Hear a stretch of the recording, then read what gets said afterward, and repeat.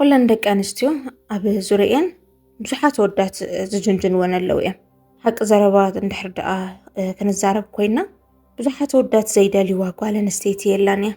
ምሳኻ ወግዒ ክትጅምር ከላ ዝተፈለየ ነገር እንድሕር ደኣ ዘይሃሊካ ኮይኑ ምስቶም ዘውግዕዋ ዝጅንጀንዋ ከስሕቕዋ ዝደልዩ ደቂ ተባዕትዮ ተመሳሳሊ ጌራ ትርእየካ ማለት እዩ።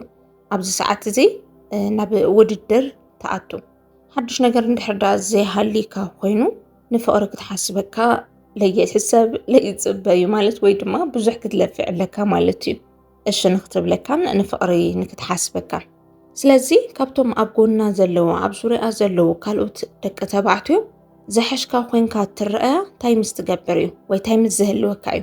ናይ ሎማዓንቲ ርእስና እዩ ክሳዕ መወዳእታ ሓቢርካን ፅናሕ ኢኻ እሺ ክትብለካን ብፍቕሪ ዓይኒ ንክትርእካን ዝገብሩ ሓሳባት ሒዘልካ መፅእ ኣለኹ።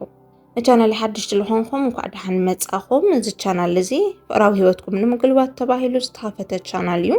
ሕዚ ሰብስክራይብ ብምግባር መዓልታዊ ብዝለቅም ቪድዮታት ጉልበት ዝኾነ ፍቕራዊ ህይወት ንክህልወኩም ግበሩ። ነባራት ናተይ ተኸታተልቲ ድማ ከምቲ ልሙድ ንዛ ቪድዮ ላይክ ብምግባር ኣብ ኮሜንት እናትኹሙን እንኳዕ ደሓን መጻኸ ብምባል ጀምሩለይ ሰናይ ምክትታል። ሓደ ጓል ኣንስተይቲ ብፅቡቕ ብፍቕሪ ዓይኒ ክትርእካ እንድሕር ደኣ ትደሊ ኮንካ ክትገብሮም ካብ ዘለካ ብዙሕ ወዲ ቀሊል ከሎ ግን ብዙሕ ወዲ ዘየስተውዕሎ ነገር ዓርስኻ ምምሳል እዩ። ንፍቕሪ ክትሓስበካ ክትገብር ምድላይ ክትጅምር ከለኻ ብዙሕ ግዜ በቃ ደቂ ኣንስትዮ ይፈትዎ እየን ኢልካ እትሓስቦ ወዲ ክትመስል ኢኻ ትደሊ። ንሕና ደቂ ኣንስትዮ ድማ ካብ ልቡ መንነቱ ዘርእየና ወድን እቲ እናምሰለ ዘይመንነቱ ዘርእየና ወድን ፈሊና ንፈልጦ ኢና። ካብኡ ድማ ስምዒታትካ ግልጽ እዮም ፍሉጣት እዮም። ክተምስል ከለኻ ብቐሊሉ ክትሕዘካ ወይ ክትፈልጠካ ትኽእል እያ።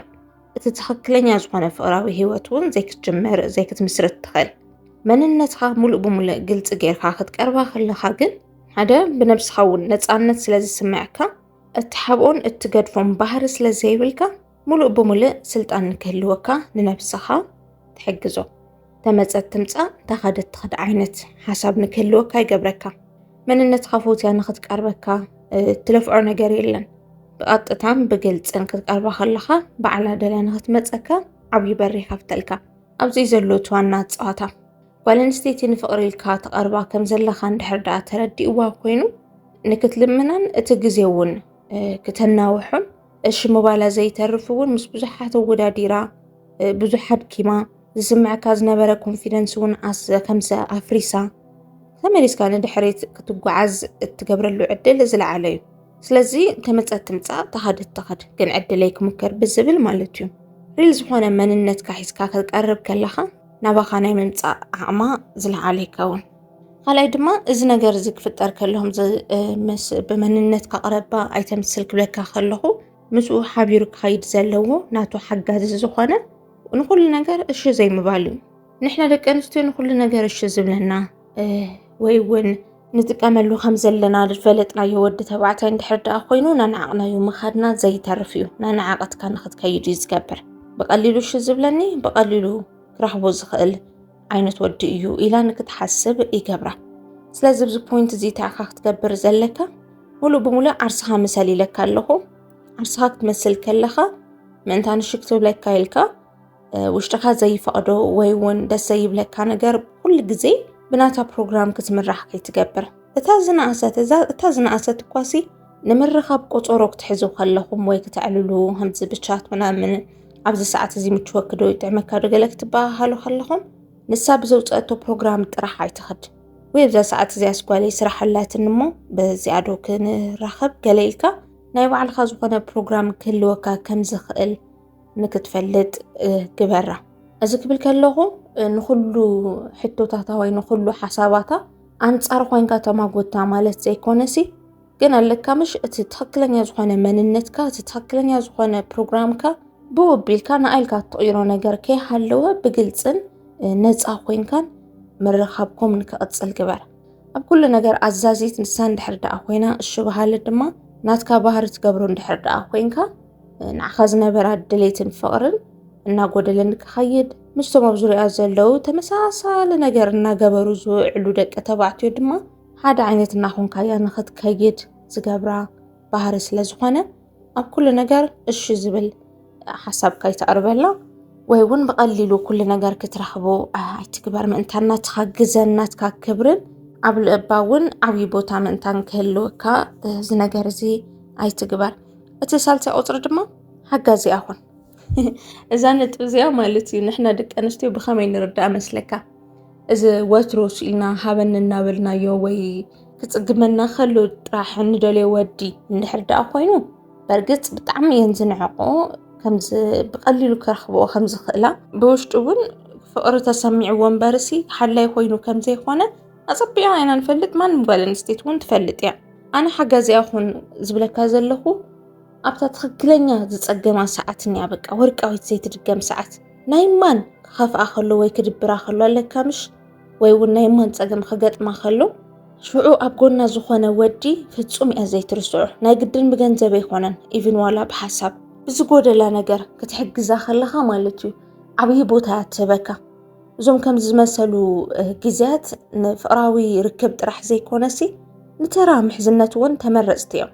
ኣብ ሕማቕ እዋነይ ሓቢር ንዝነበረ ወዲ ኢላ ንክትሕዘካ ዝበለፀ ቦታ እውን ንክትህበካ ዝገብራ ስለ ዝኾነ ሓጋዚኣ ኩን። በቃ ከምልጠካ ይብሉን ኣድሊሽካ ከምዝደልይኻ ተፀቢኻ ትረኽቦ ዓይነት ግዜ ክኸውን ግበሮ። ከምዚኣ ተጌርካ ኣብ ልባ ዓብዪ ቦታ ክህልወካ ይገብር እዩ። ምስቶም ዝበልኩኻ ቁፅሪ 1ን ቁፅሪ 2ን ዝነገርኩኻ መምርሕታት ተኸቲልካ እንድሕር ሓጊዝካያ ኮይንካ ዝሓሸ ቦታ ንክትህበካ ፍሊልካ ንክትረአያ እውን ዓብዪ ቦታ ዝህባ እዩ። ራብዓይ ድማ ጓል ኣንስተይቲ ክትቀርበካ ካብ ካልኦት ኣወዳት እውን ፍልይ ብዝበለ ኩነታቱ ክትርእየካ እንድሕር ደኣ ደሊኻ ዕድል ክትህባ ኣለካ። ዕድል ማለት ሕዚ ገለገለ ኣወዳት ኣለዉ ፍቕሪ ክሕዞም ከለውሲ ብዙሕ ግዜ ተፀሚዶም እትርእይዎም ፍቕሮም ኣብ ምግላፅ ቢዚ እዮም። ግድን ኣይኮነን ኣፍቂረክ እናበሉ ክውዕሉ ግን ፍቕሪ ከም ዝሓዞም ዝመስሉ ቃላት ኣለዉ፣ ዋላ ኣክሽናት ኣለዉ፣ ተግባሮም ቃላቶም ካብ ገጾም ዝርአ ስምዒት ገለሎምሽ እዚ ነገር ብምግላፅ ወይ ብምርኣይ ውሽጦም መብዛሕትኡ ግዜ ቢዚ እዩ። እዚ ድማ ብቐሊሉ ንክትፈልጠካን እቲ ዕድል ከይረኸበቶ የፍቅረኒ እዩ ኢላ ንክትሓስብን እዩ ዝገብር። ዕድል ምሃብ ማለት እቲ ትኽክለኛ ንዓኻ ዘለዋ ስምዒት ንክትፈልጦ ንክትግንዘቦ ኣለካ ምሽ ንክርድኣ ብኸመይ መንገዲ እዩ ዝቐርቦ ዘለኹ ዝወዲ ኢላ ንክትሓስብ እዩ ዝገብራ። እዞም ብምልኦም ኣብ ዙርያ ዘለዎ ወዳት ፀገሞም እዚ እዩ። ምስ ብዙሓት ወዳት ክትፋለጥ ትኽእል እያ ግን ስምዒት ኣይትፈልጦን። ወትሮ ናፈቕቲ ንሶም እዮም፣ ወትሮ ደወልቲ ንሶም እዮም። እቲ ፍቅር ከም ዘላ ወይ ትናፍቕ ከም ዘላ ክስምዓها ኣይገብሩን፣ ዕድል ኣይህብዋን። ወዲያው ይድውሉ እቲ ደሊ ከም ዘላ ምንም ትፈልጦ ነገር የብላን። እንድሕር ኩሉ ግዜ ብኦም ከቨር ዝግበር ኮይኑ እዞም ፍቕራዊ ስምዒት ዝመስሉ ነገራት እቲ ትኽክለኛ ስምዒታ ክትርድኦ ብጣዕሚ እያ ትፅገም።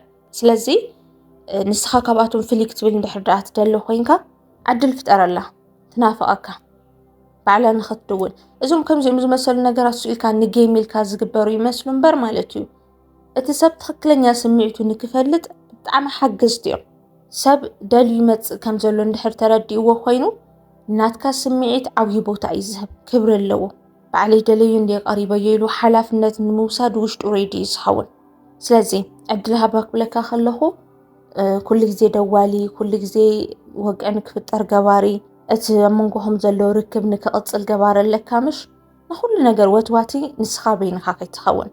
ከምቲ ኣብ ቁፅሪ 1 ዝበልኩኻ ተመፀት ፅቡቕ እንተዘይኮይኑ ግን ናይ ሂወት መወዳእታ ኣይኮነን ዝብል ኣተሓሳስባ ክህልወካ እንተጌርካ ወትሮ ደዋሊት ሆን ክብለካ ከሎ ዝኾነ ሰብሲ እሺ ኢልካ ንምቕባል ክንደቲ ዝኸብደካ ኣይኮነን።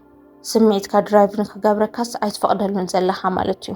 ኣብቲ ሰዓት እሱ ምድዋል ተጀሚራ ንራኸብ ማል ተጀሚራ ኣለካ ምሽ ንክትዕልሉ ግዜ መሃብ እንድሕር ደኣ ጀሚራ ኮይና ኣነ እውን ደላይቲ እየ ዝብል ገንዛበ ኣብ ውሽጣ ንክሓድር እስኻ ጥራሕ ለማኒ ከምዘይኮንካ ወይ ከምዚ ትማሕፀና ከምዘየለኻሲ ንክትሓስብ ዝገብራ እዩ።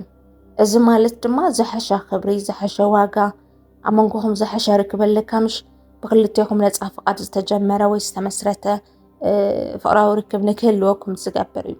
በዚኦም ኢኻ ካብቶም ካልኦት ኣብ ዙርያ ዘለዎ ደቂ ተባዕትዮ ፍሊልካ ክትረአያ ትኽእል።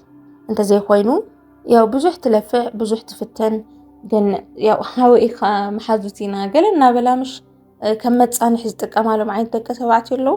ናትካ ዕድል እውን ከምኡ ኮይኑ ንክቕፅል እዩ ዝገብርና።